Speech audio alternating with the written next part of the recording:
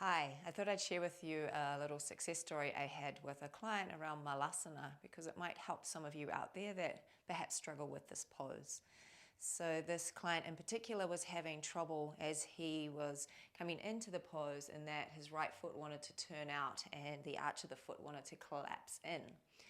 So in assessing the range of motion through the joints, I realized it wasn't necessarily a range of motion issue, but something else that was perhaps stopping him. So I asked him what he felt as he got to that point where the foot wanted to turn out and collapse in. And he said what he was feeling was a lot of tension through this back line. So then I knew it was more of a tensile force rather than the bone structure that was limiting him. So this is what we worked through. So we began with some active dorsiflexion work, which also helps to stretch out the calf muscle. So bringing the knee as far forward over the ankle as he could, and then driving down through the heel at the back. At the same time, trying to lift the toes up so it really starts to fire up muscles through the shin bone like the tibialis anterior. At the same time, by driving down through the heel at the back, you're starting to lengthen the tissues through the back of the leg, the calf muscle, gastrocnemius, soleus. And then keep the toes lifted and try and bring the foot back, keeping all of those creases in the foot. And this was particularly difficult for him at first. So you come forward, create the stretch, drive down through the heel, try and lift the toes up, keep all the creases in the ankle, and then shift back. We then started to increase the angle by placing a foot on a block and doing the same thing. So knee comes forward, drive down through the heel, try and lift the toes up. They probably won't lift up, but you'll see all the tendons popping. And then keep the creases at the ankle as you shift back and pull the toes up. So that was phase one. The next thing we looked at was eccentric strength and length through the soleus muscle, which is your deepest calf muscle. So for this, coming into a down dog shape, bend the knee, and then the other foot can either hook behind or you can just kick it up to the sky. The emphasis or the focus is around the ankle and around plantar flexion and dorsiflexion. So the knee stays exactly as it is as you pump the heel up and down. And as you pump the heel up and down, it's working into that deeper calf muscle, the soleus muscle, which can impact the ankle joint in that when it is tight, it can create that external rotation and the dropping of the arch towards the floor. And then coming into down dog, once we've done 10 rounds of that, and trying to lift the toes up towards the feet, the shin bones rather. So again, creating active dorsiflexion, which helps to stretch out the backs of the legs. Then into toe squat.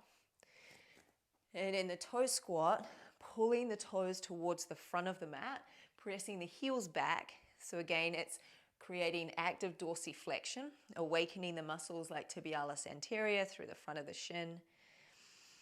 And then creating a little bit of a stretch for that posterior line.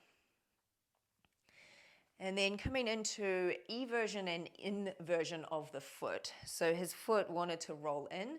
So we started to work on those muscles to see if we could create some awareness. So using a kettlebell, you slide the foot onto the handle of the kettlebell. And if you don't have a kettlebell, it could just be, rolled up blanket, something that you can create a little bit of an angle with. And then you drive down through that big toe side of the foot as much as you can. And then you hold that and then try and lift that big toe side of the foot away without rolling the ankle out. So working into more of the peroneals and those other muscles through the front of the shin as well. And then you can do the same with the opposite side. So pressing down on the pinky toe side and then creating that same lift away from the kettlebell handle.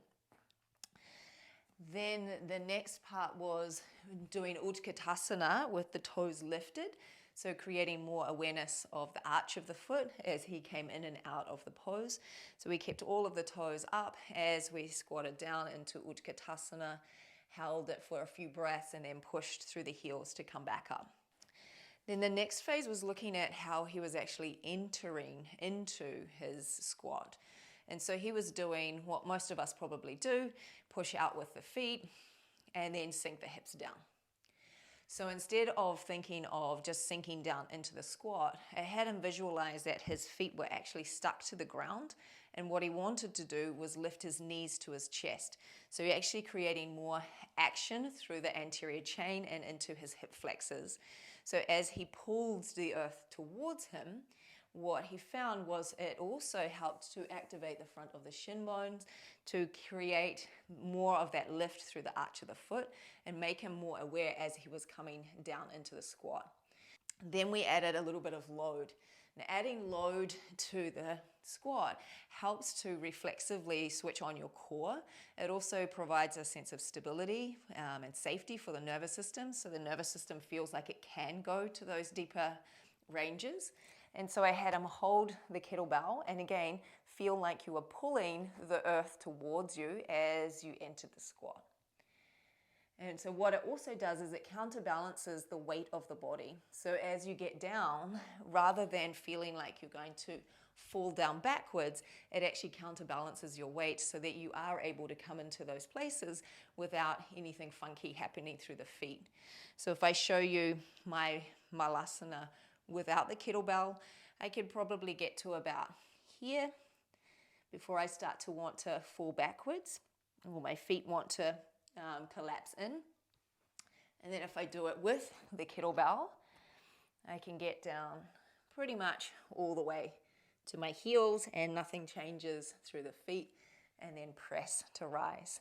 So thinking about as you come in, pull the earth towards you, which gets that anterior chain all the way down to the tops of the feet, and then push the earth away, which gets the posterior chain, so the glutes, the hamstrings, etc.